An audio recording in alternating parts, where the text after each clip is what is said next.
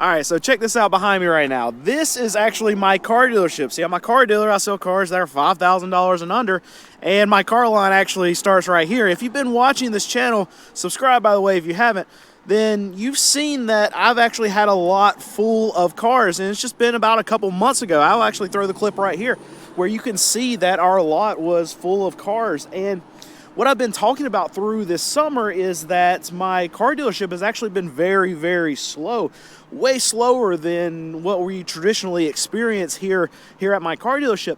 And I know what you're saying, putting two things together. Well, how can you be out of cars? You sold through all your cars and still be really struggling, because it seems like you're moving through inventory, right? The big problem is that lately it's been an issue for us to actually buy more cars than we're selling. So we can go through weeks where we're only selling 12, 13 cars in a week, and that's about what our break-even point is, but we're only buying 8 or 10 cars. So if we have, let's say, a 5-car deficit over a 10-week period, which is what we've experienced over the last this past summer, then I mean that's a 50-car deficit that we have to figure out. So we can be in a situation, which is my absolute worst nightmare, where we're not busy, but we also don't have inventory. And it's kind of a chicken or the egg kind of thing, where you think, okay, well, if you don't have inventory, you can't sell cars, you're not going to be busy.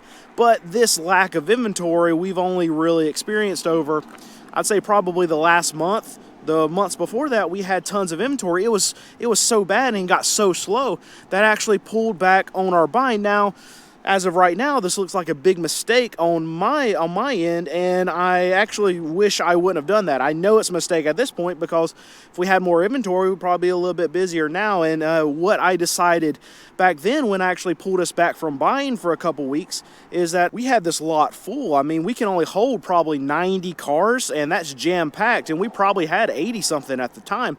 And I'm thinking to myself during that time period, well, we're not really selling a lot of vehicles. We're still selling that 10, 11, 12 a week.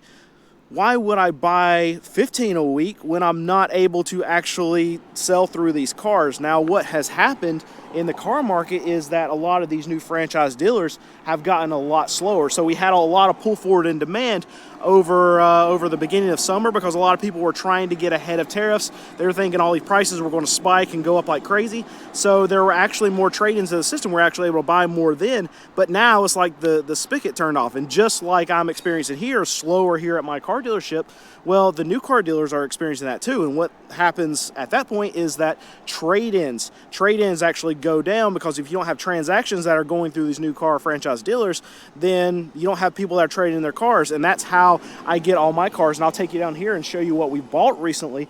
But if we have less quality, if we have fewer cars that are actually going through the auction, then even for the cars that I'm buying, these $5,000 and under cars, there's a lot fewer of those that are actually going through the system. So yeah, we can go with the mindset going to auction. We're going to buy everything that we want at the auction, and we have been doing that. But in a lot of cases, if we're going to an auction and maybe our list is only 6 or 7 cars, and we're able to buy 5 of them, which is a good percentage of the ones that we're actually looking at, well, we go to 3 auctions a week, and if we put together 12, 13 cars in a week, but we still sell 12, 13 in a week here, we're break even as far as trying to get ahead of the curve in buying cars, and that's become a big problem for us. And I'll talk to you about another issue that we're seeing at car auctions is that, well, these types of cars that I'm actually buying. I mean, this Grand Marquis, awesome car. I love buying them. I think they're really good cars. I mean, we have HHR. I don't really like that. I think they're ugly. But anyway, we sell them. We have this older, I think it's like a 2001 Lexus ES300. Those types of cars, people really aren't trading in right now, because you got to think about who's the person that's going to actually own that car that's 20, 25 years old, still driving it on the road. It's got 180, it's got 200,000 miles on it. That's the kind of cars I buy. Well, those people are probably not going to have the kind of money that you need to go and buy a brand new car and trade in these cars like this older. It's a 2012 Honda Accord. typically what these people are going to do is they're going to right now run these cars into the ground. They're going to drive them until they can't drive them anymore, because a person who's driving a 15-year-old Honda Accord, a 20-year-old Lexus, then they are not going to have the money to be able to stomach a $700, a $750, a $800 car payment a month. And they're going from a car that's most likely, if it's 20 years old, if it's 10 years old, 15 years old, it's probably already paid off. So they would have to trade in their car that they don't owe any money on, that's still running, trade it in, and then sign up to pay an extra $700, $750 a month. People just can't afford that, especially the customers that are going to trade in those type of cars. So what's happening at the auctions is that those cars just, they don't come in, and the ones that do come in, they're absolute garbage, because those people who have those particular cars in that type of economic bracket that we're talking about, well, they are only trading in cars when they absolutely have to. They can't sign up for these new car payments. They're only trading in cars when they have to. So the cars that are coming to the auction, we've got to work on. I mean, I got a car sitting right there with the hood up. We have to work on almost all the stuff that's coming into our system. And if I want to get tighter with buying because we're not selling as many cars, well, what I've had to tell to Alex, my mechanic who goes and buys a lot of my cars, when we were selling almost nothing back in the beginning of summer, is that, okay, we're going to bring our range down of what we're actually spending on cars, but two, we're only going to buy cars that are ready. Right now, we're still only buying cars that are ready because I think the market's really, really weak. As you can see, we're going to have to expand a little bit, and I got to figure that out myself. But when we do that, that takes so many cars out of the system that we're able to buy, because just the simple fact that I'm saying these people do not want to sign up for these new $700 and $800 car payments. So the cars that don't have any problems, well, they're not getting traded in. So we have to sift through hundreds and hundreds and hundreds of cars to find the couple that we can buy throughout the week or at these auctions that don't have any issues and are still in our price range, where we can sell cars for $3,500, for $2,500, for $3,000. It's very difficult for us to do. And here's my other massive problem that I'm going to have to figure out over the next few months. Well, we have the time period when we start loading up for tax time. I know I'm saying this is crazy, like we're at the end of summer. But I mean, time goes by fast, and in the car market, what we have is that we have about a 3 or 4 month window when we actually load up for spring selling season. What happens is people get their tax refund checks in February of next year, and they come to my car lot and they wipe us out. So what I like to have is about 150 cars at that time period. Now, throughout the year, my average, just to give you a reference, is I like to have about 70, 75 cars. So we double the amount of cars that we have. We have a storage lot that we're able to go park cars in, but we want to be able to buy that many cars to have them for sale when people get their tax refunds, because as soon as the money gets here, it poofs, it goes away just like that. People spend it. So if I don't have those cars sitting on my lot, then we're going to lose out on a ton of money. So you can do the easy math here that I have to, one, buy way more cars than what we're selling. Two, we're going to be selling cars throughout that time period.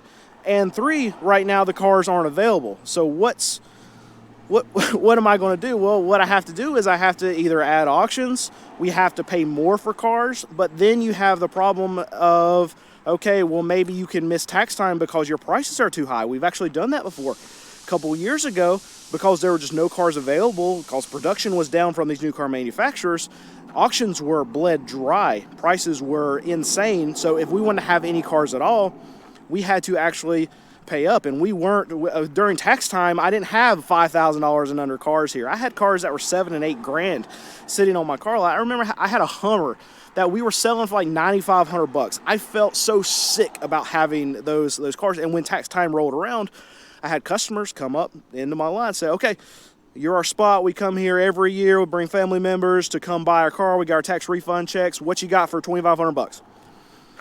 I said, man, I can't help you this year. I gotta $7,000 Toyota Camry or a Lexus sitting out here if you want to buy it. Prices have gone crazy. These are the only cars I've been able to buy. I'm still making the same amount of money, and that was absolutely true. I was making the exact same amount of money. We're still averaging like $1,000, $1,200 a car. We were just having to spend so much more money at the auction for these cars, and it just worked out like that, where we missed tax time completely, and we still were able to sell through cars over the months. But it wasn't that 2 or 3 week hit where in a lot of cases we'll have like 150 cars and we'll end up selling through half of them in just like 2 or 3 weeks, and then we'll sell the other half over the next month, and we'll just completely get wiped out. And we missed tax time that year because our prices were too high.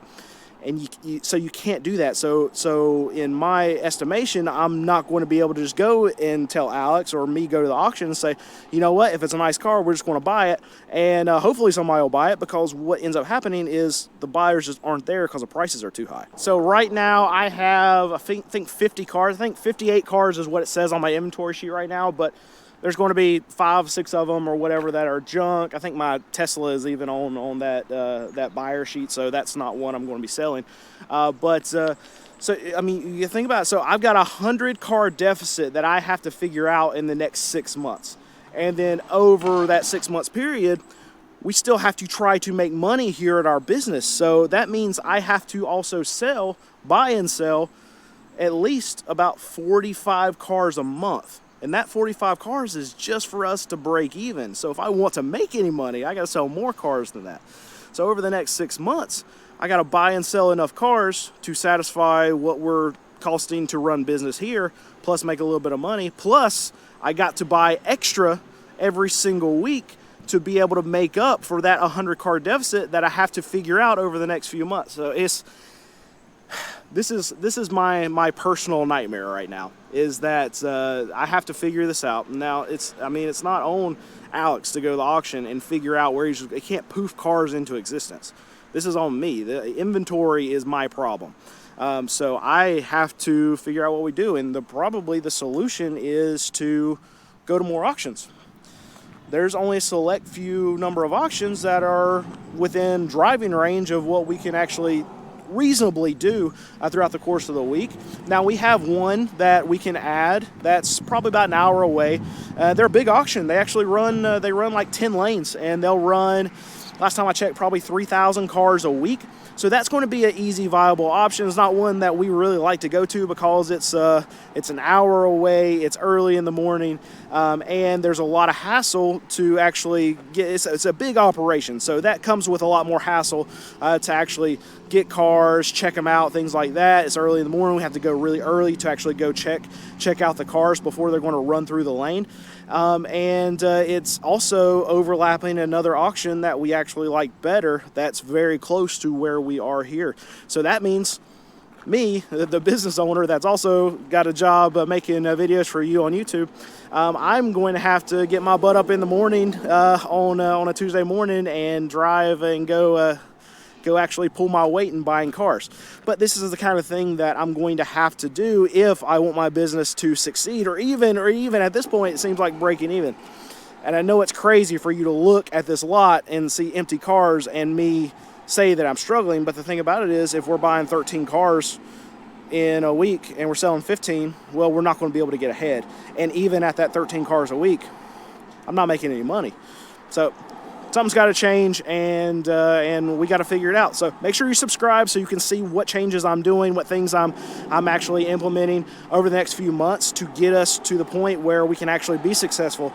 And if you have any suggestions, you can throw it down in the comments.